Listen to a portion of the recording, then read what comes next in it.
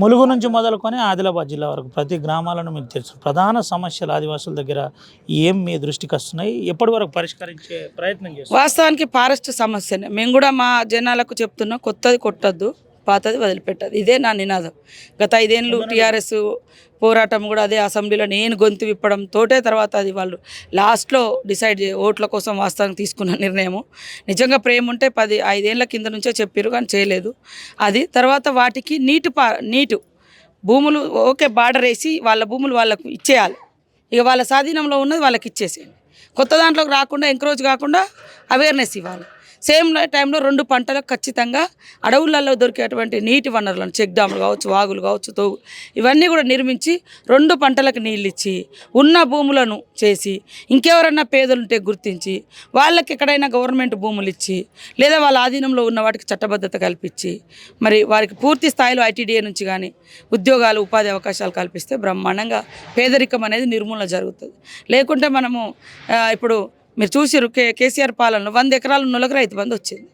ఈవెందో ఒక సిఎస్ గారు కూడా గుట్టల్ని పట్టాలు చేసుకున్నారు. పట్టా ఉంటే చాలు రైతు బంధు. ఇప్పుడు మనలాంటి ఏరియా ఉంది, వాస్తవంగా నాన్ ట్రైబల్స్ కూడా ఉన్నారు, వాళ్ళు కూడా ఎప్పటి నుంచో ఉన్నారు. వాళ్ళకి పట్టలేదు కాబట్టి నువ్వు ₹1 ఇవ్వలే. కనీసం పంట నష్టపరిహారం మీద ఒక లోన్ కూడా రాలి 10 ఏళ్ళలో. కాంగ్రెస్ ఉన్నప్పుడు కనీసం పహానీల కింద ఆనాడు లోన్లు ఇచ్చేది.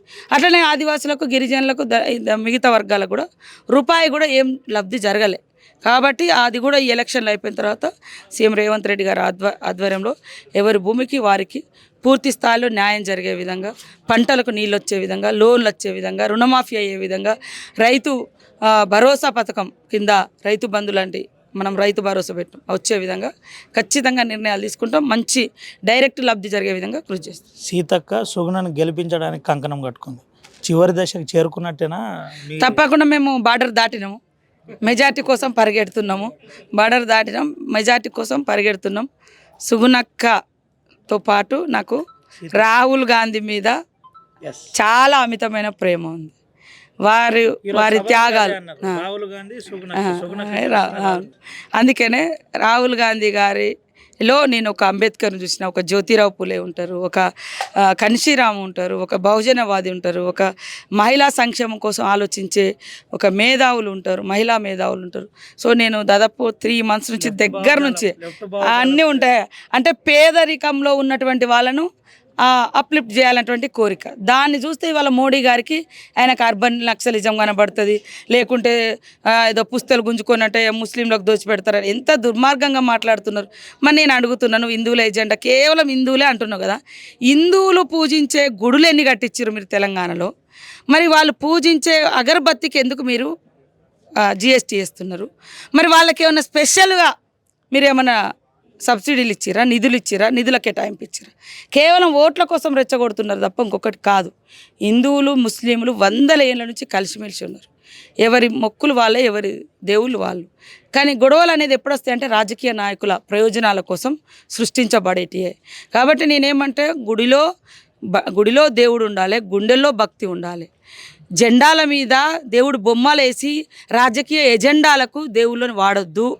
దాని మూలంగా దేవుళ్ళ మీద భక్తి, ఒక పార్టీ అంటే వ్యతిరేకం ఉన్నటువంటి వాళ్ళు పలానా పార్టీ వాళ్ళే ఆ దేవుని యొక్క జెండా పెట్టుకుంటే ఆ దేవుడి మీద కూడా విరక్తి కలుగుతుంది. అంటే మీరు దేవుడి మీద భక్తి పెంచడం కాదు, మీరు దేవుడి మీద వ్యతిరేకత పెంచుతున్నారు. ఎందుకంటే నీ పార్టీ అంటే ఇష్టం లేదు, కానీ ఆ దేవుడు అంటే ఇష్టం. నువ్వు ఆ దేవుడిని నీ జెండా మీద పెట్టుకొని ఊరేగించడం అనేది కొంతమందికి నచ్చదు, అప్పుడు తిడుతూ ఉంటారు. కాబట్టి ఇది దేవుడికి ఇచ్చే గౌరవం కాదు, ఇది దేవుడి భక్తుడి చేయాల్సిన పని కాదు. రైట్ అక్క. చివరిగా జిల్లా ప్రజలకు సీతక్క, మా ఆదిలాబాద్ జిల్లా ప్రజలందరికీ కూడా మరి రేవంత్ రెడ్డి గారు పూర్తి స్థాయిలో భరోసాగా ఇస్తున్నాడు. ఇక్కడ నేను కూడా ఈ జిల్లా ఇన్ఛార్జి మంత్రిగా ఉన్నా. ఈ పార్లమెంటుకు ప్రత్యేకంగా ఈ 7 నియోజకవర్గాలకు మళ్ళీ నాకు ఎన్నికల బాధ్యత కూడా ఉంది. కాబట్టి అభివృద్ధి అనేది నా మీద వదిలిపెట్టండి, సీఎం గారి మీద వదిలిపెట్టండి. ఇప్పటికే మేము ప్రతి నియోజకవర్గంలో మరి వచ్చి రాగానే సీసీ రోడ్లు కానీ, లింక్ రోడ్స్ కానీ, మరి ఎస్డిఎఫ్ కింద 10 కోట్ల నిధులు కానీ ఇచ్చినాం. ఇంకా వచ్చే టైంలో ఈలోపు కోడ్ వచ్చింది, ఇండ్లు ఇస్తాము.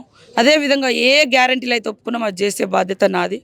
ఒక్క అవకాశము మరి ఆత్రం సుగుణ ఒక ఆదివాసీ బిడ్డ ఉద్యోగం వదిలిపెట్టుకొని మిమ్మల్ని నమ్ముకొని వచ్చింది కాబట్టి ఒక్క అవకాశం చేయి గుర్తుకు ఓటేయండి. త్యాగాల కుటుంబం. ఇవాళ ఈ దేశానికి కాంగ్రెస్ ఏం చేసింది అంటారు కొంతమంది.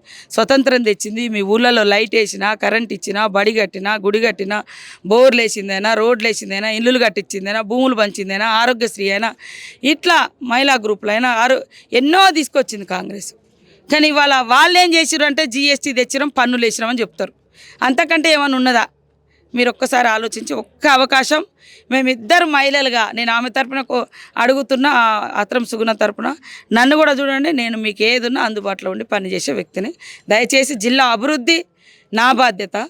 ఓట్లు మెజార్టీ వేసి గెలిపించే బాధ్యత మీది అని ప్రజల్ని విజ్ఞప్తి చేస్తాను.